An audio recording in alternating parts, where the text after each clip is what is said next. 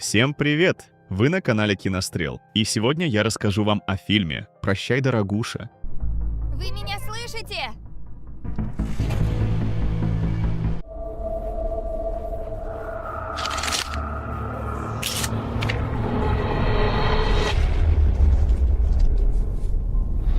Девушка в красном, пытаясь сбежать из подвала своего похитителя, кое-как открывает дверь, однако за ней оказывается запертый люк. С ним она справляется с помощью стремянки, однако яркий свет снаружи заставляет ее вернуться обратно.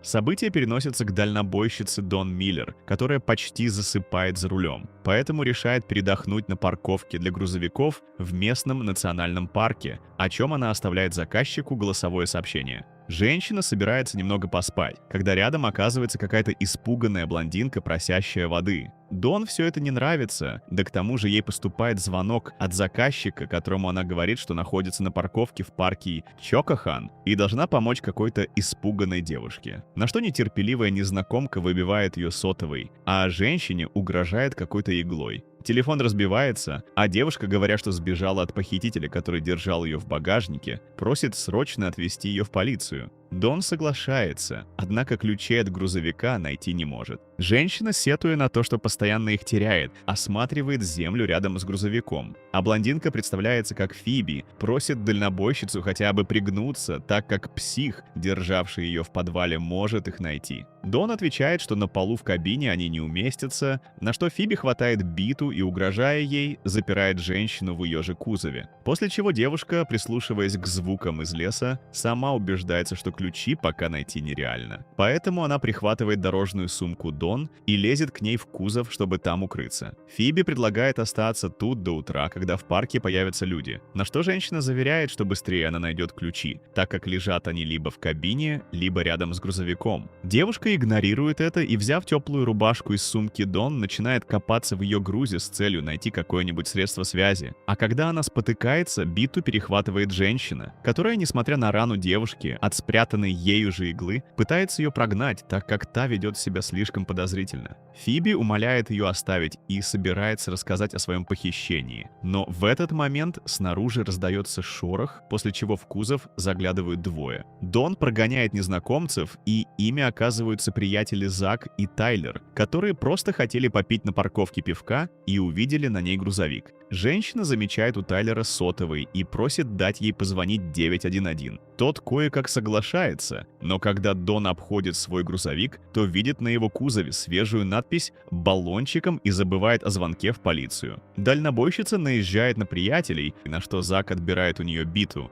и говорит, что теперь они контролируют ситуацию. А когда женщина еще раз просит дать ей сотовый, чтобы все-таки позвонить 911, парень предлагает ей за это вылить на себя остатки их лимонада. Дон выполняет требования, на что Зак, смеясь, отказывается дать ей телефон, так как теперь она вся липкая и мокрая. Тайлер закуривает травку, а приятель напоминает, что тому завтра нужно было сдавать тест на наркотики для получения новой работы. Поэтому теперь Зак за возможность позвонить просит Дон помочиться в пустую бутылку, чтобы его друг не лишился желаемой вакансии. Женщина соглашается и на это, и уходит подальше в лес, чтобы наполнить бутылку. А когда возвращается, приятели просто смеются над ней, но телефон не дают. Дон оскорбляет молодых подонков за их поведение, на что Зак выходит из себя и, угрожая битой, требует, чтобы женщина встала на колени и стала просить пощады. Лишь после того, как она выполняет и это, парень запускает ее обратно в кузов, возвращает биту и прощается с ней.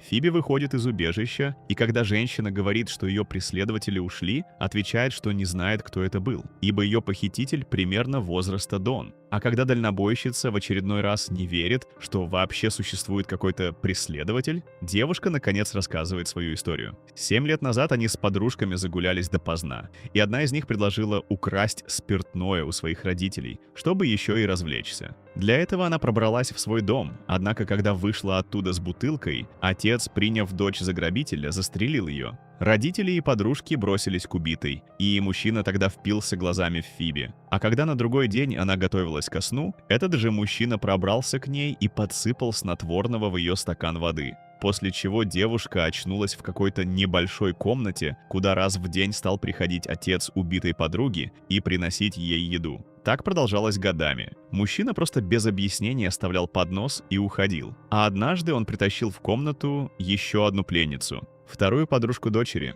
после чего похититель стал приносить 2 подноса с едой. Однажды пленницы решили сбежать, однако мужчина тут же застрелил девушку, говоря Фиби, что был вынужден сделать это. После чего она вновь осталась одна сходить с ума в маленькой комнате. В один из дней Фиби пришла в себя связанная в подвале на диване, из которого она извлекла иглу и спрятала ее у себя. После чего похититель поехал с ней в лес и вышел из машины, чтобы помочиться и поговорить по телефону. В этот момент Фиби выбралась из багажника в салон, спряталась за машиной и развязалась с помощью иглы из дивана, после чего убежала в лес. Дон, наконец, верит девушке и жалеет ее, называя смелой. А Фиби рассказывает, где она раньше жила, и женщина говорит, что проживала недалеко от нее, и что этот грузовик принадлежал ее мужу. А после его смерти она села за баранку, чтобы содержать себя и дочь. Дон решает чуть-чуть поспать, и ей снится труп мужа и Фиби, говорящая, что не должна была ее задерживать. Женщина просыпается на перевозимом ею диване, а Фиби, глянув на мебель, внезапно вставляет в него недостающую деталь, которую она вытаскивала, лежа на этом диване в подвале похитителя. Дон понимает, что перевозят вещи именно этого маньяка по имени Кэс Родик, а Фиби вспоминает, что когда она только пришла к грузовику, женщина созванивалась с нанимателем, сказала, где она встала, и упомянула испуганную девушку, просящую о помощи. А значит, Кэс может появиться здесь в любой момент. Снаружи действительно слышится подъехавший автомобиль, и Дон говорит девушке, что пойдет и отвлечет мужчину, а она пусть бежит в лес.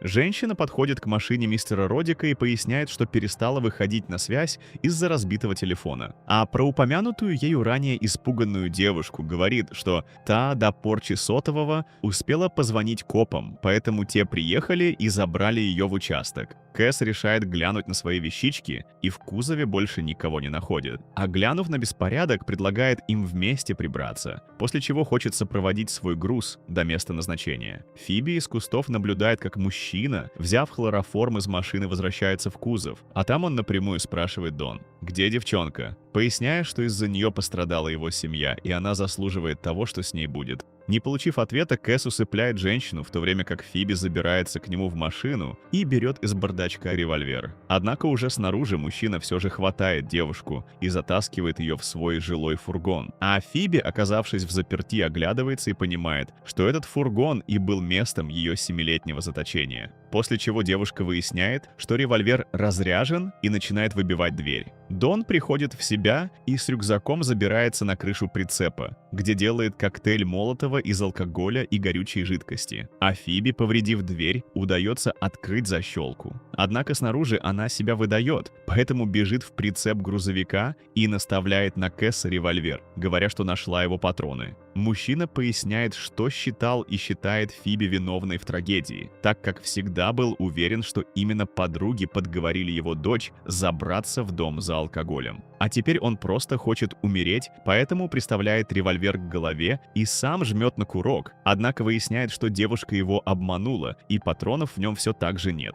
Кэс свирепеет, и в этот момент Дон наконец бросает в кузов коктейль Молотова, а Фиби закрывает его снаружи. После чего женщина с девушкой устраиваются на парковке, слушая предрассветных пташек и потрескивание внутри кузова грузовика.